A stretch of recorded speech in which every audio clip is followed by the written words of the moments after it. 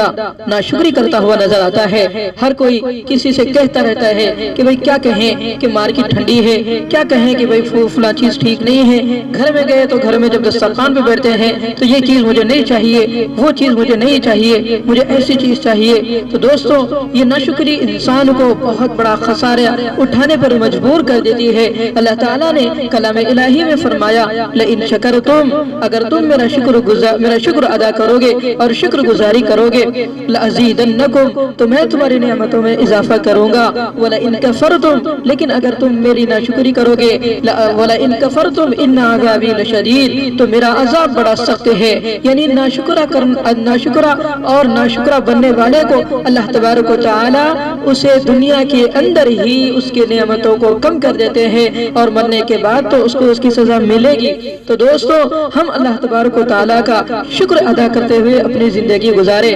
ایک بہترین واقعہ ہم آج سنیں گے۔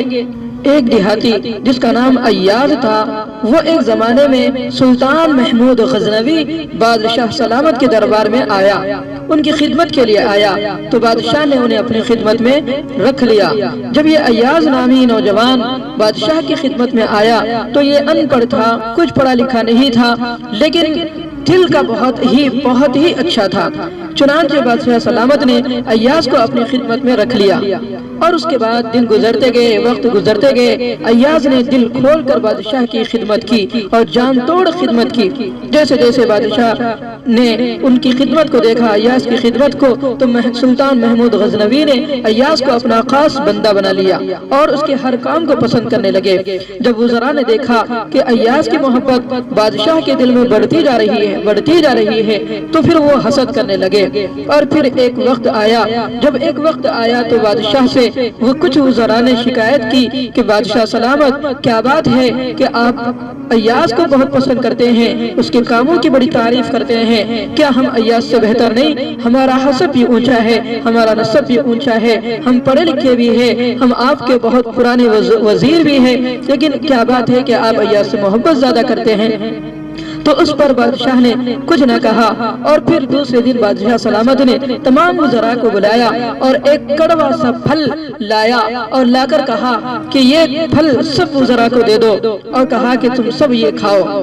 جب وزراء نے ان پھل کو اٹھایا اور پھر کھانے کی کوشش کی تو دیکھا کہ یہ تو بہت ہی کڑوا ہے، حد سے بھی زیادہ کڑوا ہے، تو کسی نے اس پھل کو نہیں کھایا اور سب نے یہ کہہ کر چھوڑ دیا کہ بادشاہ سلامت یہ تو اتنا کڑوا ہے کہ اسے کوئی نہیں کھا سکتا، اور اس کے بعد وہ پھل کو انہوں نے بازو رکھ دیا۔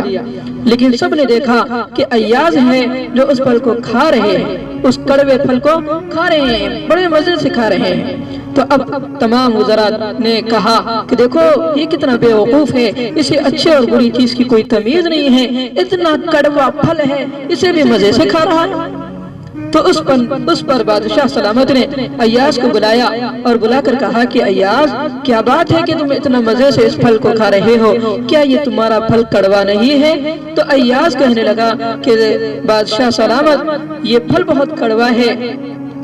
تو بادشاہ نے کہا کہ تو پھر اتنا مزے سے کیوں کھا رہے ہو؟ تو اس پر ایاز نے کہا کہ بادشاہ سلامت یہ پھل مجھے اس بادشاہ نے دیا ہے اور حکم دیا ہے کہ اسے کھاؤ۔ اس بادشاہ نے کہا اور حکم دیا جس بادشاہ نے مجھے ہر روز میٹھے میٹھے پھل دیے اور ہر روز مجھے اچھے اچھے کھانے کھلاتے ہیں، اچھے نعمتیں مجھے کھلاتے ہیں، آج ایک دن اگر وہ بادشاہ مجھے کڑوا پھل دے دے تو میں کیسے اسے واپس کر دوں اور کیسے میں اس کی ناشکری کروں؟ اس لیے میرا دل گوارا نہ ہوا اور میں نے اسے مزے سے کھا لیا کہ جس بادشاہ جو ہمیشہ اچھی نعمتیں کھلاتا ہے اگر آج ایک دن کڑوی نعمت کھلا دے تو میں کیوں اس کی ناشکری کروں؟ مجھے حیا آئی اور اس لیے میں نے اسے مزے سے کھا لیا تاکہ آپ ناراض نہ ہو جائے۔ اللہ اکبر۔ تو دوستو یہ اس خصلت کو دیکھ کر جب بادشاہ سلامت نے سارے لوگوں کے سامنے ایاز کی اس بات کو سنا تو تمام وزراء خاموش ہو گئے اور بادشاہ کے دل میں ایاز کی محبت اور بڑھ گئی، اور پھر ایاز کو بادشاہ نے اور اپنے سب سے زیادہ بڑا اور مقرب بندہ بنا لیا اور اپنا وزیروں میں خاص انسان بنا لیا۔ تو دوستو اس سے ہمیں سبق ملتا ہے کہ اللہ نے جو ہمیں نعمتیں دی ہیں ان نعمتوں کی ہم شکر گزاری کریں۔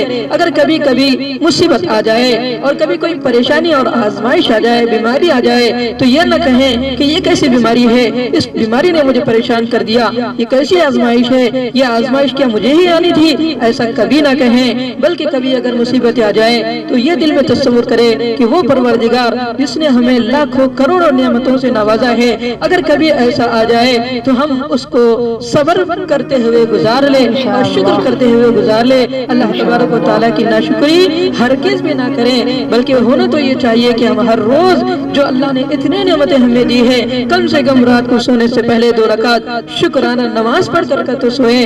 اللہ تعالیٰ سے ہم دعا کرتے ہیں کہ اللہ تعالیٰ ہمیں بھی ایاز نے جیسے بادشاہ کی قدر کی اور اس کے نعمتوں کی قدر کی، ہمیں بھی چاہیے کہ ہم اللہ سے دعا کرتے ہیں کہ اللہ تعالیٰ ہم سب کو اب ہمارے حقیقی بادشاہ پروردگار عالم کی نعمتوں کی قدردانی کرنے کی توفیق نصیب فرمائے اور اس کی ناشکری کرنے سے اللہ ہم سب کی حفاظت فرمائے۔ آمین آمین۔